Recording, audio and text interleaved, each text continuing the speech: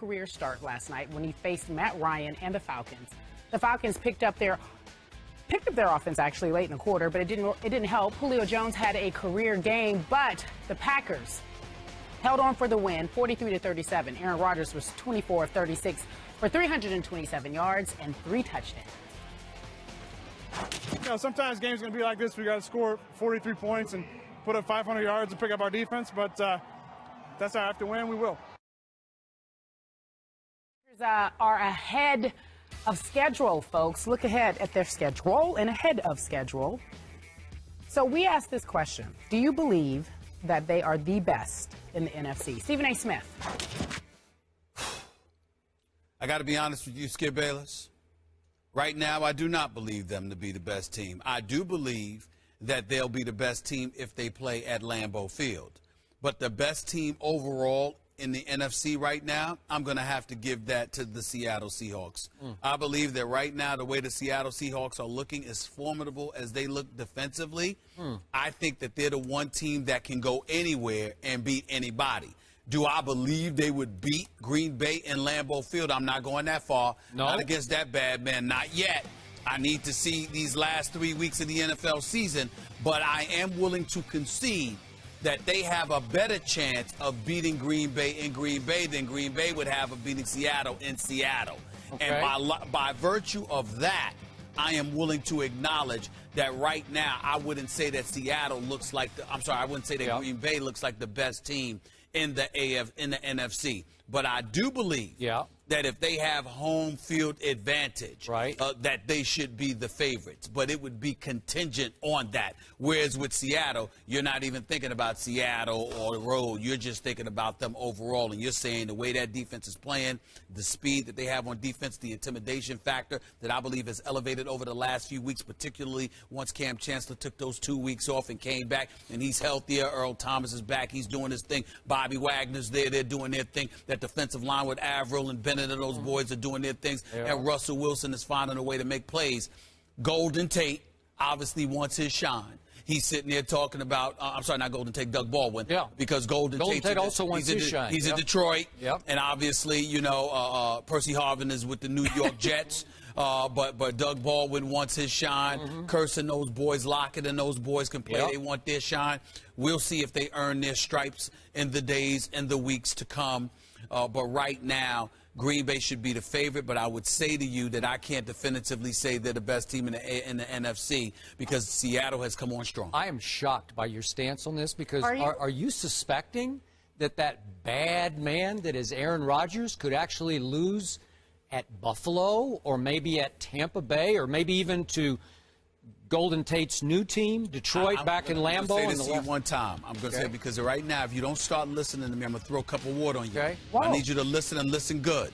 I would melt if you threw water. That's right. Outside of Seattle, meaning the opener against Seattle this season, I never, ever have, nor can I ever imagine blaming Aaron Rodgers for a Green Bay loss. When Green Bay loses, it is usually because of their defense. It is not because of the best quarterback in the game of football, the eminent league MVP. Okay, it is not because of the bad man that he is, Aaron Rodgers, who will probably go down as the greatest quarterback in NFL history when all is said and done. We will debate that later in the show. It is not because of that. Yes. It is because. I'm tempted to debate it right now. Do it now. Do it now. I'm going to bite my tongue. It's because of that defense. I'm just saying. It's because of that defense. Because just of so you know.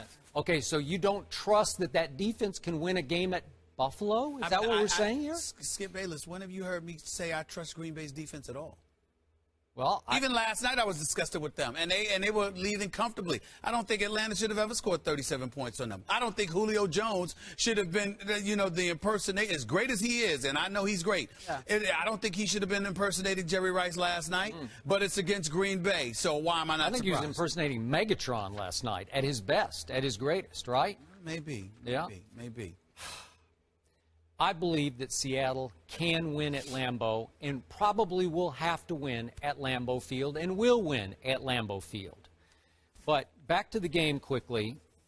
The Packers could have been in some serious trouble last night if Julio Jones hadn't fallen hard on his hip with 7 minutes and 19 seconds left in the game, and he was only able to sort of teeter along the sidelines. I was surprised he didn't go back in, but I'm assuming the doctors said no. Either the doctors or Julio said, nope, you can't go back in.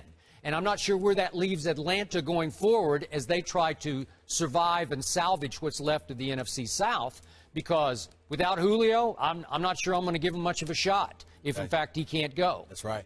And he could not go for 7 minutes and 19 seconds of a game that got all too close for comfort for the home team and the home crowd, right? But you know what?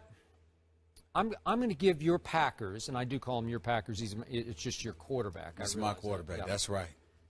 I'm going to give this my teammate quarterback. Yeah, yes. Why don't you cry some crocodile tears? He's my quarterback. He's my teammate. Okay, I'm going to give your defense a break on this one.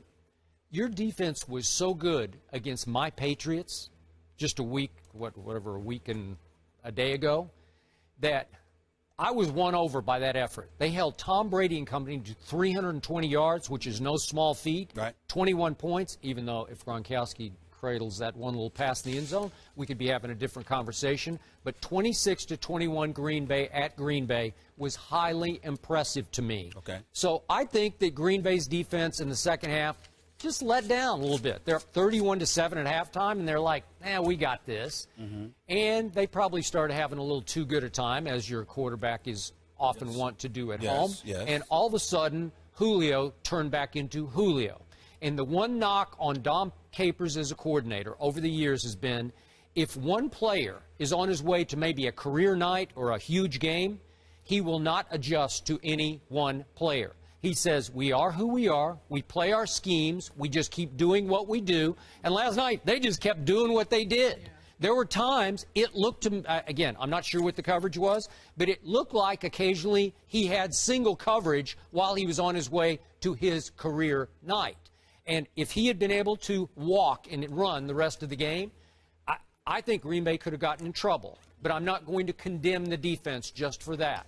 But going forward, from what you saw of Seattle at Philly against Chip Kelly's high-powered attack that demolished my Cowboys on Thanksgiving Day at Jerry World, I think they could go in and contain Aaron Rodgers and company at Lambeau enough for them to win the game. Well, see, the thing about it is the Seattle Seahawks don't have a high-powered offense. They have a quarterback who's just cerebrally brilliant, number one. He can make some plays. He can make some plays.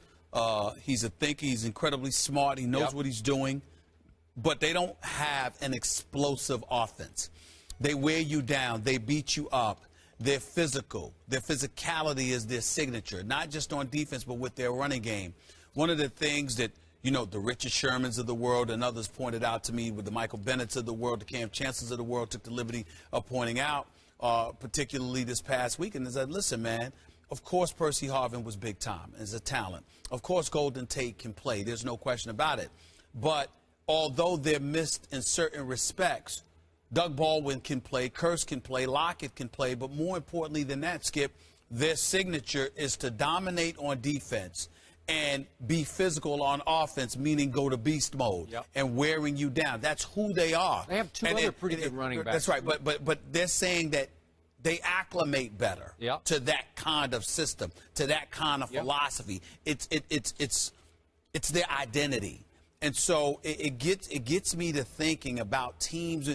You know, when you know your identity, there's something that to be said for that on a very, very positive level. And I can't sit there and diminish that reality. If that's who they are and that's how they work, fine. But what they're saying is they just try to beat you up. They wear you down. Let me use, you know how I like to use my boxing analogies from time to time. Remember Tommy Hitman Hearns? You know that. This boy could put you to sleep with one punch. Ask Roberto Duran and Pepino Cuevas and a few others. A lot of boxing fans out there don't know that name, Pepino Cuevas, but I'm talking about because his head turned 180 degrees when he got knocked out by Tommy Hitman Hearns. Sugar Ray would have a different view. Sugar Ray would have a different view. Yeah. But Hearns would take you out that way. Marvin Hagler beat you up. Marvin Hagler wore you down. The marvelous one. He methodically came about the business of wearing you down, wearing you down, wearing you down. You knew there was a difference, but it made the punishment more severe. That's Seattle's mentality. And so for me, I like that. I respect that about them. Whether that would work at Lambeau Field, I'm not so sure. I know it would work in Seattle, and that's where I think about it. Okay, I'm on record. I'm saying if, hypothetically, it comes down to Seattle at Green Bay, I got Seattle in that game. Who do you have?